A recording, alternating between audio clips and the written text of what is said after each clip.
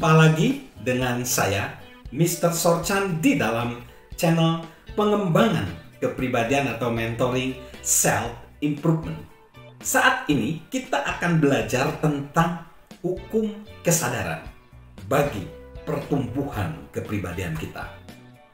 Apakah kita mempunyai kesan arah yang tepat? Semua orang yang ingin bertumbuh namun tidak mengenali dirinya sendiri dalam banyak hal akan sama seperti Henry M. yang diceritakan di segmen sebelumnya. Supaya dapat bertumbuh, kita harus mengenali diri kita sendiri. Mengenali diri kita sendiri, mengenali kekuatan kita dan kelemahan kita, hasrat kita dan kesempatan kita. Kita tidak saja harus mampu mengukur di mana posisi kita sebelumnya, tetapi juga posisi kita saat ini. Kalau tidak, kita tidak dapat menetapkan jalur yang hendak kita ingin jalani.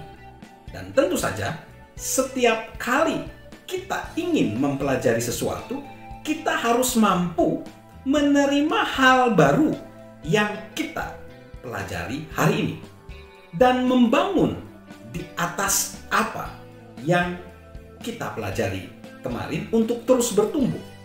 Itulah satu-satunya cara untuk meraih daya pegas dan terus meningkatkan diri kita sendiri. Untuk meraih potensi kita, kita harus tahu kemana kita ingin pergi dan di mana saat ini kita berada. Tanpa disertai kedua informasi tersebut, kita kemungkinan besar akan tersesat. Mengenal diri sendiri mirip seperti membaca Anda sedang berada di sini, di peta, saat kita ingin menemukan jalan ke suatu tujuan. Nah, di sini sesungguhnya ada 3 kelompok orang berdasarkan arah hidupnya. 1.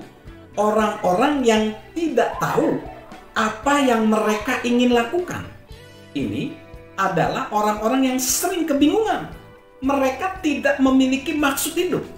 Mereka tidak mempunyai kesan arah untuk kehidupan mereka. Jika mereka sedang bertumbuh, mereka tidak terfokus pada pertumbuhan itu. Mereka iseng aja. Mereka terhanyut, mereka tidak dapat meraih potensi mereka karena mereka sama sekali tidak tahu apa yang harus mereka bidik. Yang kedua adalah orang-orang yang tahu apa yang mereka inginkan namun tidak melakukannya. Orang-orang ini biasanya frustasi. Setiap hari mereka mengalami kesenjangan antara posisi mereka saat ini dan posisi yang mereka ingin capai. Terkadang mereka tidak melakukan apa yang mereka inginkan karena khawatir bahwa itu akan membuat mereka mengabaikan tanggung jawab lain. Contohnya, kewajiban untuk memenuhi kebutuhan keluarga mereka. Kadang-kadang mereka tidak bersedia membayar harga untuk dapat belajar, untuk bertumbuh dan bergerak mendekati posisi yang mereka inginkan. Di saat lain, rasa takut juga menghalangi mereka untuk mengubah jalur, untuk mengejar hasrat mereka. Apapun alasannya, mereka juga kehilangan potensi mereka.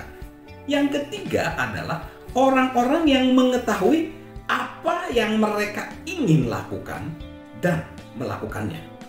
Jenis orang ketiga, dia mengenali diri mereka sendiri, memiliki kesan yang kuat mengenai hasrat mereka, terfokus pada maksud mereka, bertumbuh dalam bidang-bidang yang akan membantu mereka lebih ke maksud mereka dan melakukan apa yang telah ditakdirkan untuk mereka lakukan.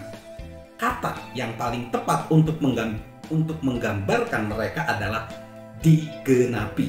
Digenapi. Hanya sedikit orang yang sama ekstrimnya dengan yang dialami oleh Henry M. Namun, kebanyakan orang nampaknya masuk ke dalam kategori yang pertama. Jadi itu ada 3 kategori orang. Ya, dan harapannya kita adalah orang-orang yang tahu apa yang kita ingin lakukan dan kita melakukannya. Salam untuk terus bertumbuh secara pribadi. Salam sukses luar biasa dari saya, Mr. Sorchan. Halo guys, sahabat Mr. Sorchan. Yuk subscribe channel Mr. Sorchan, beri komentar dan share agar orang lain bisa menjadi lebih baik. Salam sukses luar biasa, salam sehat selalu dari saya, Mr. Sorchan.